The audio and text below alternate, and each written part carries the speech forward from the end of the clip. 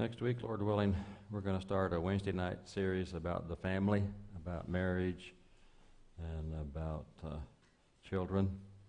And everybody of every age group can have something to contribute regardless of your current status. We'll be talking about parenting, and the odds are everybody here has had a parent. What do you think? And so even if you're not a parent, you probably had one. And as we do the discussions, I'm sure that everybody has something they can contribute. What we're going to do is next Sunday, Lord willing, we'll have an introduction lesson and talk about the scriptural foundation for marriage. Everything that's worthwhile has a scriptural foundation.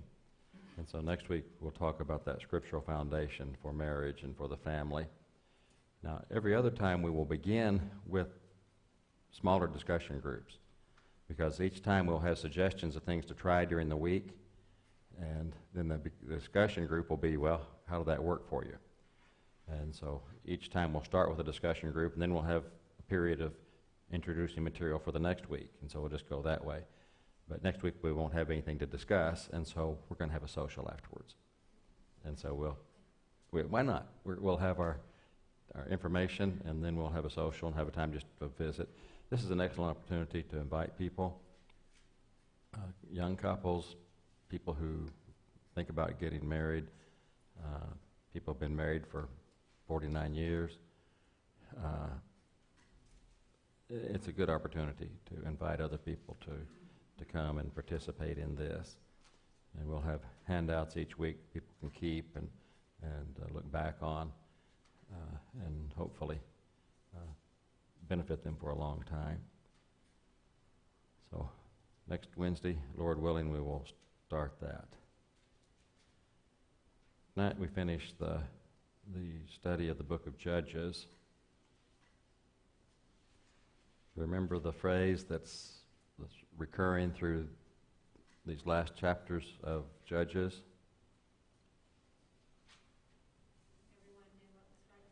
Everyone did what was right in their own eyes because there was no king in Israel. And so that's why everybody did what was right in their own eyes. There is a problem with that statement.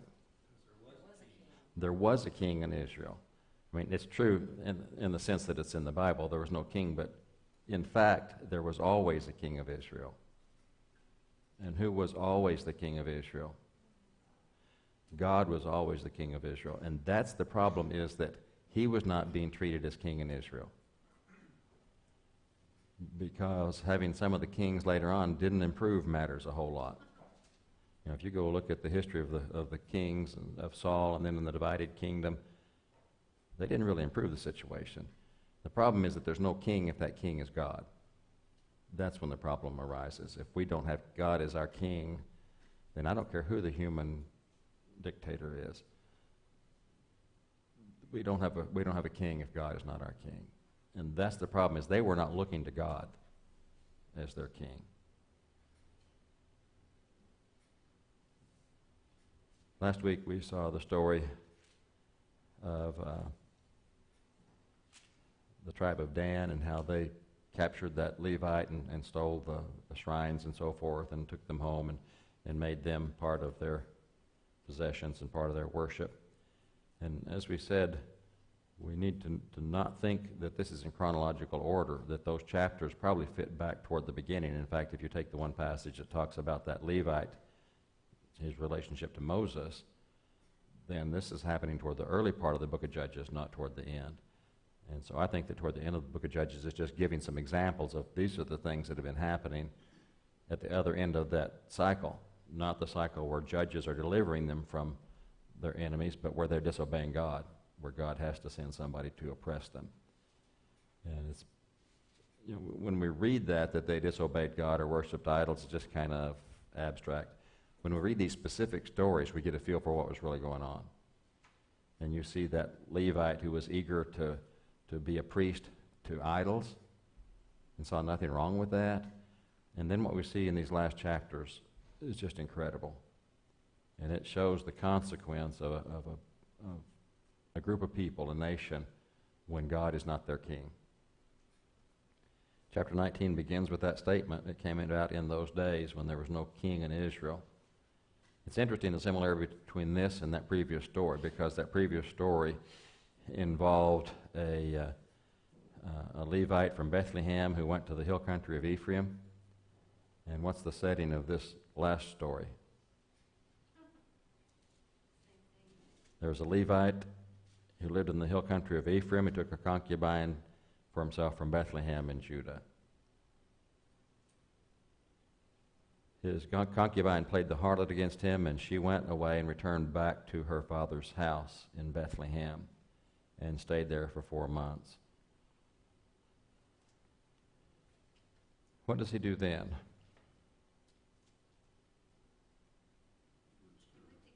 He what? He went to get her.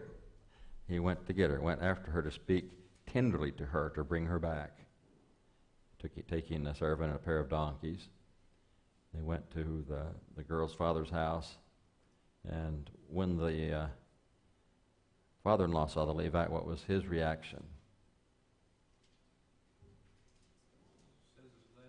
He was glad to see him.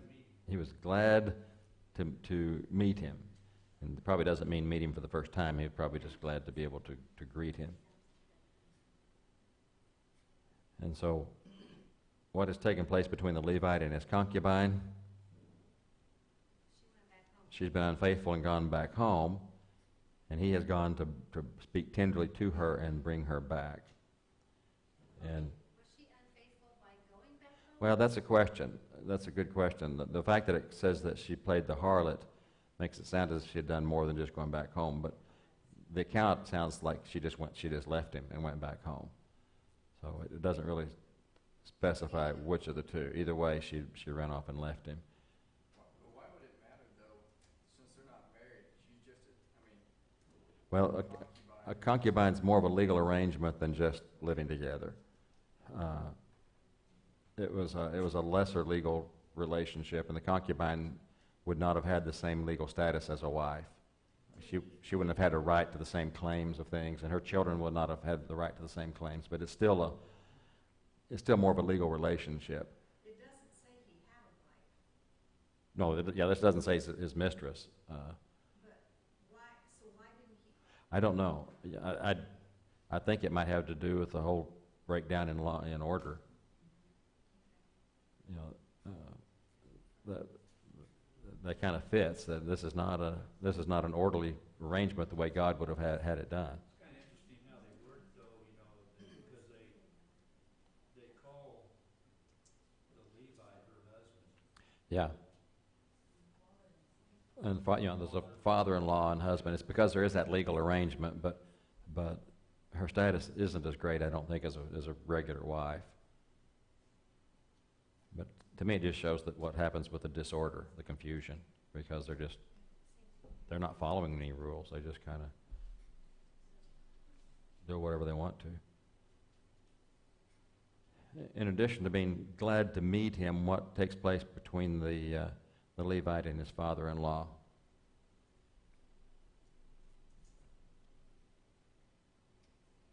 Well, they stayed with him for 3 days. He stayed with him for 3 days, and they just ate and drank, and sounded like they just partied the whole time. Well, it sounds like they spent some time together. Yeah, some time eating and drinking together.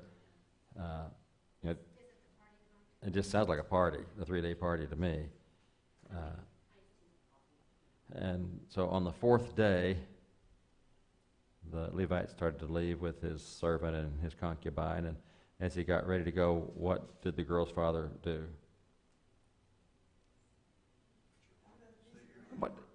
Well, first of all, he says, you need something to eat.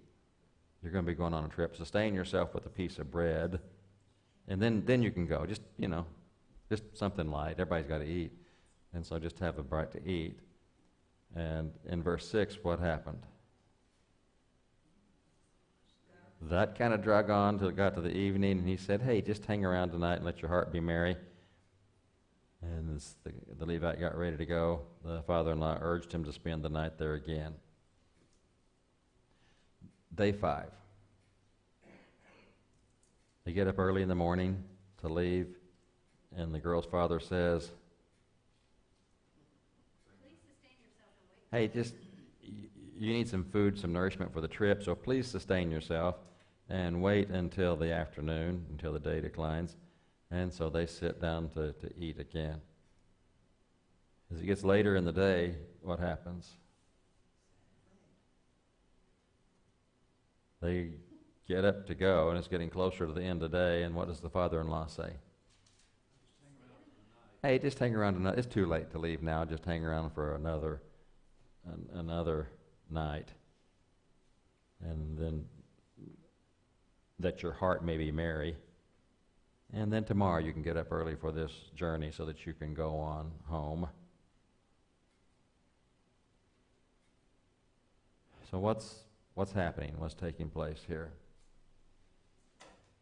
The Levite keeps wanting to go home early in the day, and his father-in-law says, hey, just hang around. We'll have something to eat and drink. And then it gets later in the day and says, well, why don't you spend the night? And so that just keeps on going. This time, the Levite's not going to stay. It doesn't matter what time it is. He's not going to spend another night. As they were heading north, they came to a place near Jerusalem. The servant suggested that they do what? It's late, so let's go over here and see if we can find a place to stay. Yeah, let's go into Jerusalem. It's getting late, and let's go to the city of the Jebusites, Jerusalem, and spend the night there. You know, the day's almost gone. And what did the Levite say? No, we're not going to stay with a bunch of foreigners. What did you say, Don? Yeah, so they just kept on going. It has to be getting kind of late. They're traveling on foot through mountainous country, hilly country. You know, Jerusalem's up on a mountain, so even if they're going along in the valley, they're doing some serious walking. He just says, I'm not going to stay in the city of foreigners who are not Israelites. We're going to go as far as Gibeah. It sounds like to me there's some kind of a setup trying to be, there's trying to be a setup here against the guy. I set up, how is that? It sounds like they're trying to set this guy up for something. Well, they do eventually. I think the servant's just being reasonable. I mean, it's getting late. And you know, we often evaluate things in the Bible from our own perspective. Why wasn't Jerusalem an Israelite city? Because they didn't kick out the Jebusites until the time of David. Okay. They allowed the Jebusites to stay there until David had them kicked out. And that's exactly why they couldn't go there, because they hadn't done what they'd been told to kick them out. You know, you think about the story when Jesus is arrested in the garden, and you wonder, why did they need somebody to identify him and all these things? Well, we're used to lights, street lights, car lights, all kinds of lights. It's always light. There you're talking about a garden, like an olive orchard on the side of a hill way out in the middle of nowhere. If you've ever been in a situation where it's really, really dark, pitch black, that's what it was like. And they're traveling. There are no highway markers. There are no lights. They don't have any headlights on their car. They're just stumbling around. No headlights on their mule. No headlights on the mule. They had two mules. One of them should have had a headlight. But we need to think about what situation they were in. And it was dangerous to keep going. And the servant had every right to say, you know, we need to stop. It's getting worse by the minute. And that shows you how strongly the Levite felt about that he refused to stop in Jerusalem and insisted on going on to another place. They get to the city of Gibeah, and what do? Go to the city square. Sit down there. Why did they do that? Waiting for an invitation. Because it says nobody invited them into his house to spend the night. What was the custom? If you were traveling, what did you do? You stayed in the city square. And if there was someone who was hospitable, they would invite you in. They didn't have motels and hotels and all those things back then. That was the only way you could travel, is if you went to the city square, and then they would, hopefully someone would invite you in. While they're there in the city square, who comes along? There's an old man from the hill country of Ephraim, and he was staying there in Gibeah. And of course the hill country of Ephraim is where the Levite is headed, isn't it? He sees these travelers in the open square, and what does he say? Where are you going? And where did you come from? They told him that they were going from Bethlehem to the hill country of Ephraim. He'd been to Bethlehem, but he lives in the hill country of Ephraim, and he's on his way to his house or to the house of God. And nobody will take me into his house. But it's not a problem. There's plenty here for our donkeys, and we have bread and wine, and we're comfortable. Everything is okay. We're not lacking anything, so we'll just sleep out here in the square. And what did the man say? Peace due to you, but you're not going to do this. Do not spend the night in the open square. Let me take care of all your needs. There's already an indicator here of what kind of town we're dealing with. There's not a single person in this town who opens up the house to them. And hospitality was a huge thing back then. Not a single resident of that city. It takes a foreigner, somebody from another place, to come up and say, you will not sleep in the open square, you will come into my house. And of course, for the rest of the story. No, he's not even from there. He's from the hill country of Ephraim, which is where they're headed. He's working there. That's where he's living right now. I mean, he's not traveling through, he lives there now, but that's not where he's originally from. And so it's an outsider who exhibits the hospitality to take these people in, and not a single person in the town does that. And from the rest of the story, we know why he insists that they go somewhere, why he insists that they not sleep in the open square. He takes them into his house. There's a lot of partying taking place. While they were making merry, what do the people of the city do, the men of the city? They surround the house and tell the owner, bring out the man who came into your house that we may have relations with him.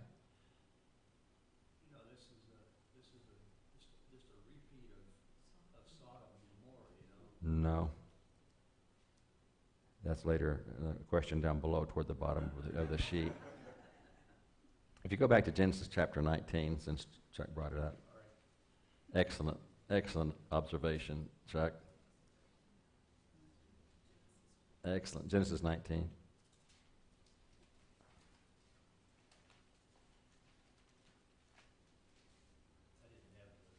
You didn't have the sheet? I didn't have your script there. You remember the story of the two angels who go to Sodom? In Genesis 19, verse 2, Lot encourages these two to go into his house. And what do they respond there at the end of verse 2? No, we'll just stay in the square. So Chuck's right. This is a very familiar story. And I'm sure people who don't believe in the Bible try to make it all the same story that just is fit into different situations. That's not what's happening. It really did happen these two times. It may have happened other times. They say, no, we'll be fine in the square. And Lot said, no, I insist that you come to my house. And so he took them into the house and prepared a feast for them. And before they have a chance to go to bed, what happens? The men from the city surround them. In verse 5, where are the men that came to unite? Bring them out to us that we may have relations with them. It's almost word for word what happens toward the end of the book of Judges. But it doesn't end the same. No, it does not end the same. That's a good point. A very good point. And Lot shuts the door, and he does not let them come in. He does not make a deal with them, and the angels strike them blind. And they're wandering around all over the place, and they get tired and give up. And so that's a much better ending than this other story. And there may be a little lesson there, too, about the difference when angels are involved, when God is involved, and when they're not. Because the angels determined the outcome of this one. They were working on behalf of God, and this had a whole different outcome. In this other situation, you just have a whole bunch of people doing whatever. It does not have a good outcome.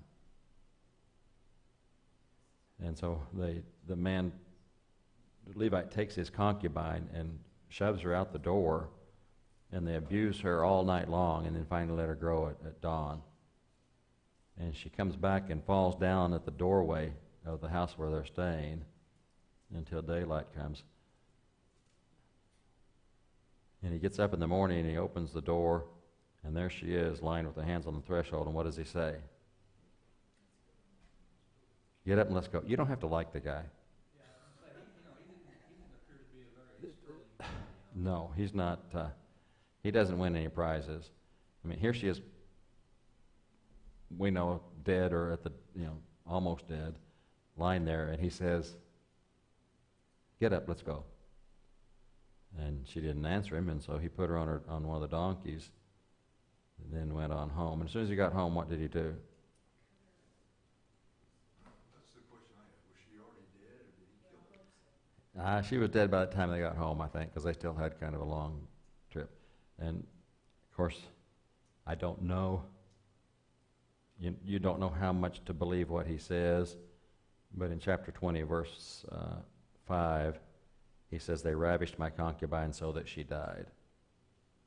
But he also said they tried to kill me, which was not quite accurate. So, but my guess is that she was dead by the time he cut her up, because the whole thing is about this, what's been done. Maybe he figured if they ravished him That he would die, and that could be his rationalization. Doesn't that get symbolism, though? How God tried to help the Israelites and they kept getting used, and they kept being problems, and then he finally separated them. Yeah, and I think that's true throughout all of these stories. The consequence of how they don't obey God, and how much God tries to put them on the right path, and they just don't. They just won't do it. They don't. And so I think that's a true lesson in a lot of these stories. He cuts her into 12 pieces and sends those throughout the land of Israel, the territory of Israel. And everybody who saw it said what? We have never seen anything like this. Ever since we came out of Egypt, ever since we were a nation, we have never seen this. What are we going to do about it? They gathered from Dan to Beersheba. Dan is in the far north, way up north. Beersheba is in the Negev, way down south. What they're saying is they gathered from north to south, and then the land of Gilead. The land of Gilead is to the east of the Jordan River. So basically they're saying everybody from north to south to east gathered together. Everybody came together. They ask him, what happened? How did this wickedness take place? The Levite responded, I came with my concubine to Gibeah, belongs to Benjamin. This is what they did, so I took her and cut her in pieces and sent her out. For they have committed a lewd and disgraceful act in Israel. Behold, all you sons of Israel, give your advice and counsel here. So he asks, what are we going to do about this? What was their response?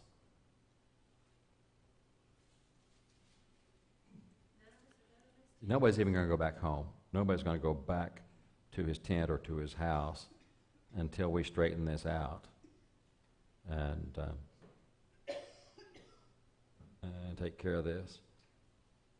They set aside 10% of the people to take care, to supply the army. They also went to the tribe of Benjamin and said, okay, what's the deal here? The tribe of Benjamin is responsible. And so, yeah, all they asked for is you just turn the guys over to us who did this, and it's going to be okay. You just give us the people of Gibeah who are responsible for this. It's going to, you know, that's all it would have taken to end the whole story right there. How did the people of Benjamin respond? Yeah, we're going to defend them. We are not going to do that. We're not going to turn them over to you. We're going to stand and fight.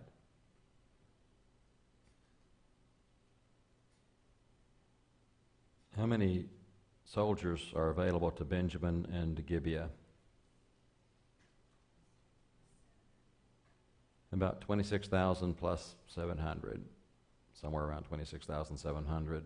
Verse 15, there were 26,000 warriors, fighters, and then the inhabitants of Gibeah, who were about 700. Included in these were 700 men who were left-handed. It's not that same 700, that's just a coincidence that the numbers are the same. Out of the 26,700, there were 700 who were left-handed. That makes you a whole lot better than if you're right-handed. Because they could sling a stone at a hair and not miss. And you have to be left-handed to do that. Right-hand people are not able to sling a stone at a hair and not miss. They miss every time. Can you demonstrate that for us? Just get me a slingshot and a stone. And he can be the target. Yeah, you're the target. You don't have the hair. Yeah. Yeah. Would you want a jackrabbit or a hare? A hair, yeah. That's a whole different thing. Yeah, a whole different spelling here. But anyway, they're 26,700 men, roughly. In verse 17, how about Israel? 400,000. And so you have 400,000 against a little under 27,000. That's the size of Wichita? Pretty close? Yeah, Wichita's more than that, isn't it? Oh, 400, I was thinking 40,000, yeah. That's probably about close, isn't it? About close for Wichita? That's a big army. They go up to Bethel, and they ask, you got to give them credit, they ask God. Yeah, what are we going to do? Who goes out first? And God said, Judah. And so they got up and camped near Gibeah, and they went out to fight that day, and they went into battle, and what happened? 22,000 of them got killed. 22,000 of that 400,000 got killed. They pick themselves up, they go get ready for battle again, and they weep before God until evening and inquire of God, shall we go again? And God said, go. So they came up the second day, and what happens? 18,000 Israelites are killed. So if you're keeping track, what's the tally so far? 40,000. 40,000 Israelites that are killed out of that 400,000. They go up to Bethel and they weep and they stay there and they fast, offer sacrifices. They ask God, or should we go out again? Or shall we just stop? And God said, go up, for tomorrow you're going to win. I'm going to give them into your hand. And so they set an ambush against Gibeah. And this is a little bit like the Battle of Ai, where they set up an ambush and drew the people out and kind of went back behind. You know, it makes you kind of wonder what, God tells them to go up, they inquire of the Lord first, and tells them to go up, but then, they're, 22,000, first, that's a huge amount, If 40,000 out of 400,000, that sounds like about 10%, doesn't it? that are killed in those first two battles. That's a pretty big loss. Yeah, it's a huge loss. And so, you know, it's more than two McPhersons if we're talking about Wichita. And What was the purpose, or was there a deeper meaning behind why they had to suffer so many when it was the Benjamites that were the... that's an important question, and I'm not sure we know the answer, except that one of the things that it does is impresses on them and on us the cost of disobedience.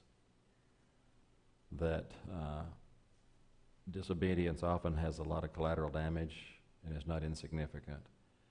Today people say, well, it's my business, I can do whatever I want to. It doesn't affect anybody else. They don't realize how many people it affects. And that may be part of this, is just to impress on them the gravity of the consequence of what happens and what happens when there's no king in Israel. Because this is all the consequence of the fact that they don't worship God as their king. And so perhaps it's to impress on them the magnitude of what they're happening. Third day, they set up an ambush. They pretend to be falling back and being defeated the way they did the first 2 days. And even on that day, what casualties did they suffer? 30 About 30, which may seem like not many unless those happen to be your relatives. And so they've suffered a loss on this day too. They lost about 30 men. The people of Benjamin think, okay, same as the first 2 days, we're going to go chasing out after them. And when they get out there, then Israel comes out of their ambush and attack the city and the soldiers.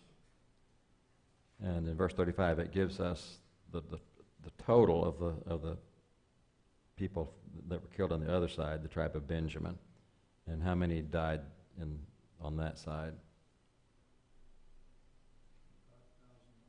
25,100.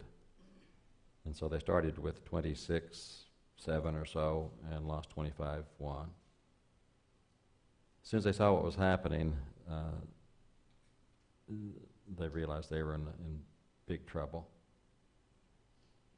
They had a sign that when they were coming out of the ambush, the smoke, and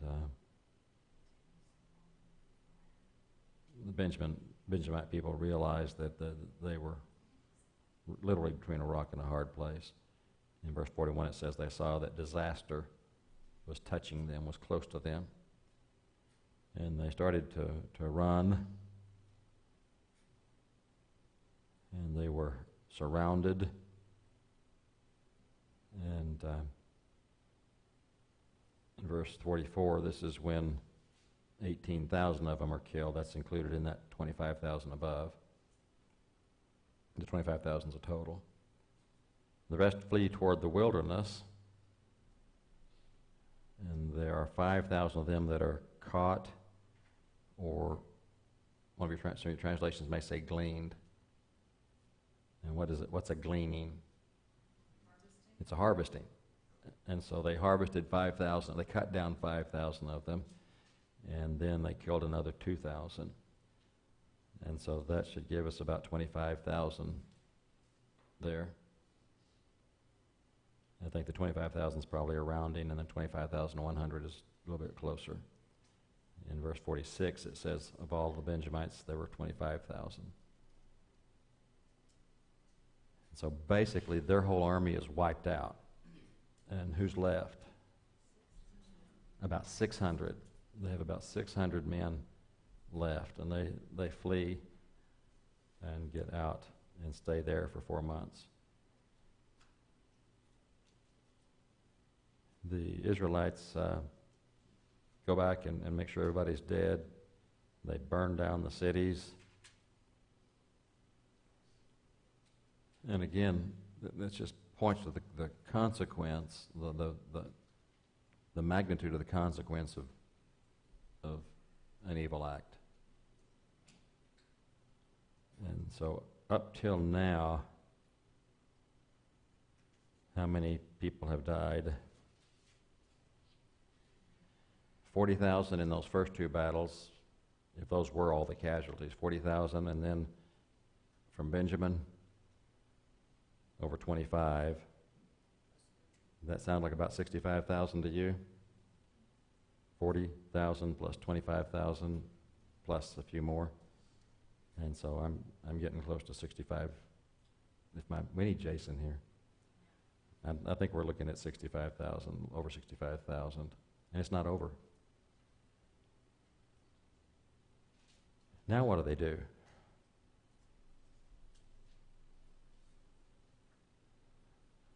Do you ever do something in the spur of the moment? You know, just make a rash decision and do something, and then later on you say, what did I do? What did I just do? And they say, what have we done? We have totally eliminated a tribe. Who are these guys going to marry? Who are the people of Benjamin, the men of Benjamin, these 600 who fled? Who are they going to marry now? They had they'd taken an oath that they could not give any of their daughters to anyone from the tribe of Benjamin in marriage. What I don't understand. Okay, this was the men. Well, what about the women of Benjamin? They're all either accounted for or dead. They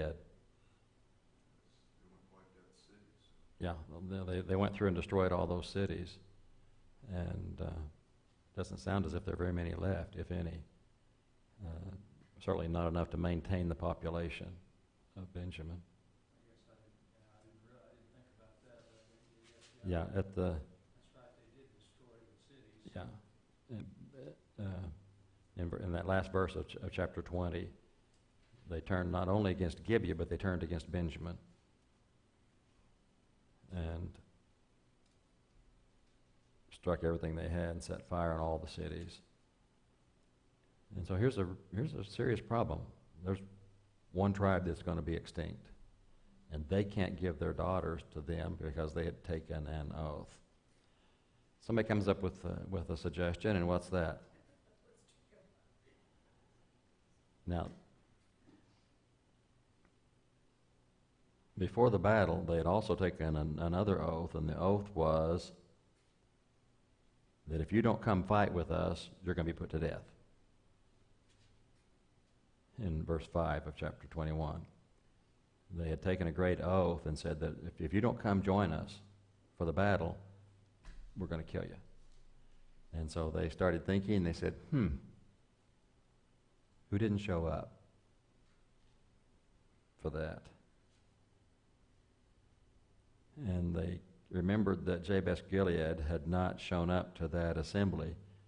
And so they told what the consequence was. If you don't show up, what's the consequence? We're going to kill you. And so what do?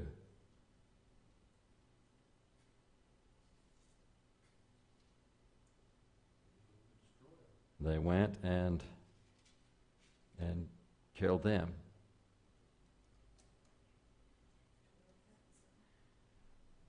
And so Is there significance to Jabesh Gilead? What does that represent? I don't know of anything specific that it represents. It's just they didn't show up. Is there one of the tribes that did not show up And mentions Jabesh Gilead? it's probably just a tribe in a generic sense, not as in Okay. Reuben, Simeon, Levi, Judah tribe, but probably a tribe in the sense of just a generic sense. And it doesn't say how many, but here's another death toll here because he kills all of these people. And so you're going to have to add that to what we had before to get the total death toll of this one act. They bring them in, so they have, 400 women? And so they bring those in, but if we're talking about 600 men, 400 women, we're still short.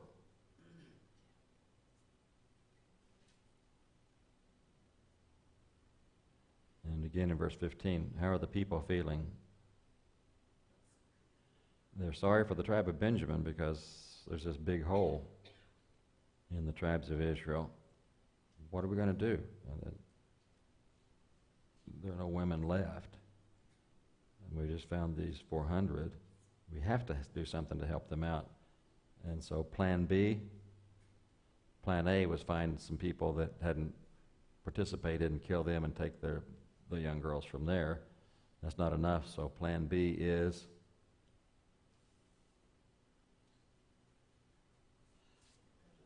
there's going to be a feast. And there'll be some young girls at the feast. And so all you have to do is tell the guys from Benjamin, just kind of hide in the outskirts, and if you see one you like, just take her. We didn't give her to you. We didn't violate anything. We didn't give our daughters to you. And so the fathers can't be blamed, even though they're going to be pretty upset. And in verse 22, the instructions are if the father or the brother comes to complain about this, just say, let it go. And you didn't give them to them, otherwise you would be guilty. And so the people of Benjamin, the men of Benjamin, came and did that and found the rest of their wives. And everybody went back home happy. And how does the book of Judges end? In those days, there was no king in Israel. Everyone did what was right in his own eyes.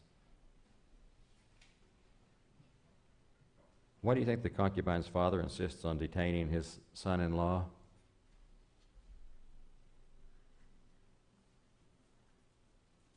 Maybe it was because of the situation that he might have known something.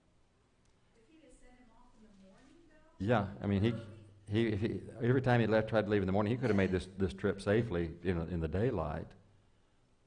I think the concubine's father was just being selfish. I think he just had a buddy around to party with, and so hey, stick around another day.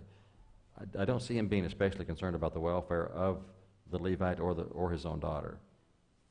I think he just had a buddy that he could keep around, and that's all he wanted to do. Is there any danger in this of just being so selfish and taking foolish risks like that? And do we ever get caught up in things of our own without really thinking about the consequences? Well, we can't be so selfish that we don't allow others to live their lives. Yeah, and he certainly wasn't considering his daughter or son-in-law. But isn't it easy for us to get caught up in things for our own reasons and really not stop and think about what the consequence of this is? He wasn't thinking, oh, if they leave late, they'll make it or not. And he just wasn't thinking at all. He just had his own wants. Well, and then the situations always seem to go from bad to worse. Yeah, and then that's what goes with the disobedience there. And even in lives today, where someone is being so selfish that they're not allowing their family members to have their lives, things really do go from bad to worse. They do. They do. You know, I guess I don't, one thing that I've noticed, in the account in Genesis with Sodom and Gomorrah and this one here, I guess I'm not, I really can't follow the logic of whenever the men surround the house and ask them to send those angels out and ask to send this Levi out, it's like, the logic of sending, don't do this, I'll send you my virgin daughter. Yeah. I don't understand that logic. No, and that may all just be part, again, of just the total chaos. It doesn't make any sense to me at all. And the country's in total chaos because nobody followed what was right. And I think that's the purpose of this story at the end of the book of Judges, which really took place much earlier in the time of the Judges, just to point to the chaos that took place during the time of Judges. The book of Ruth is actually just another story that fits in in the book of Judges. It could have just as easily been another account in the book of Judges, because when does the story of Ruth take place? When the judges govern. when the judges are governing. And so we have these two ugly stories balanced by this beautiful story, all taking place during the time of the judges. And the interesting thing is that the beautiful story involves a foreigner, and the ugly ones involve Levites and Israelites and Benjamites. And so it's sad what happens when people decide to not follow God and not be His people. Again, next week, Lord willing, we'll start taking a look at the scriptural foundation for marriage and the family. I didn't put out handouts. I have the handouts, but I didn't put them out on purpose. But if you want to start thinking about that and studying what the Bible has to say about the scriptural basis and foundation for marriage and for the family, you won't be penalized for that. You won't lose any points for that. So thank you very much, and hope you make it back next week with some other people with you. And we'll see you then.